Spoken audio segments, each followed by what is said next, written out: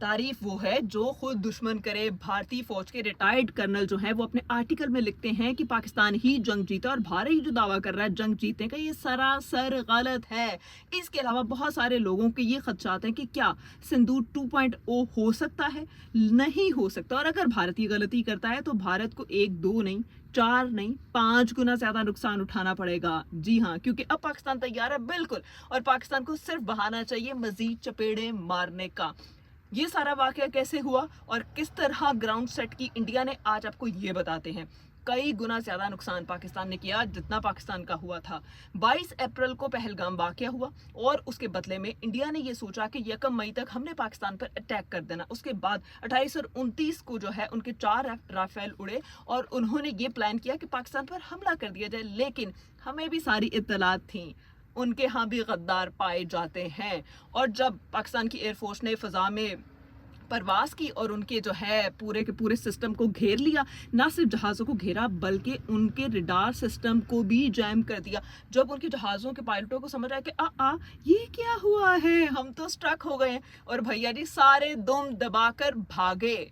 और फिर हमेशा की तरह दुश्मन ने वही किया जो वो करता है, उसने औरतों और बच्चों का निशाना बनाया और अपने घर ये बात बताई कि हमने वहां पर दहशत गर्दों को निशाना बनाया और उनके ठिकानों को तबाह किया। हालांकि सच कुछ अलग ही था। फिर हमने सोचा कि हमने जवाब देना है, लेकिन हमारे पर बहुत ज्यादा प्रेशर था। सब ममालिक ने मना किया कि प्लीज भैया।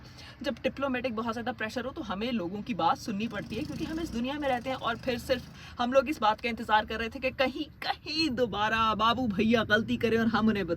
और इसी सारे फेज के दौरान अगर आपको याद होगा तो हम पाकिस्तानी जो है ना मीम हुए पड़े थे। पूरी कौम में किसी को टेंशन ही नहीं ली। और मजे की बात सुने, मेरी अम्मी कहती ये, और जो है इंडिया वो अटैक करने के उस चक्कर में था। जब इंडिया ने अटैक कर दिया तो मेरी अम्मी आगे से क्या कहती, मेरी अम्मी कहती ये सारा तुम लोगों की इस बदतमीजी की वजह से, मजाक उड़ा के तुम लोगों ने उनकी हालत बुरी कर दी है, शर्म के मारे उन्होंने दोबारा हमला कर दिया। तो ये मेरी अम्मी जो ना वो उसका ब्लेम भी हम पे डाल रही थी। फिर खैर जनाब, पाकिस्तान के पास बहुत कम वक्त था, 1 से 1.5 घंटे का वक्त। इससे पहले हमें मजीद प्रेशराइज किया जाए, और उस दौरान भी प्रेशराइज किया जा रहा था। बहुत सारे लोगों के फोन आए कि हम आपको बड़ा अच्छा कंपनसेट करेंगे, लेकिन नहीं, हर चीज़ का मुतबादिल पैसा नहीं होता, इज्जत बहुत इंपॉर्टेंट है। और फिर उसके बाद आर्मी चीफ आसिम मुनीर साहब ने इस बात का फैसला किया कि खलास, अब जवाब दिए बगैर नहीं रह सकते। उनके एयर बेसिस और फौजी अड्डों को निशाना बनाने के लिए हम लोग बिल्कुल तैयार थे। S-400 हमने उनका तबाह कर दिया। जब 6 से 8 जहाज उनके तबाह कर दिए तो हम इस कंडीशन में थे कि उनके मजीद 12 जहाज गिरा दिए जाते।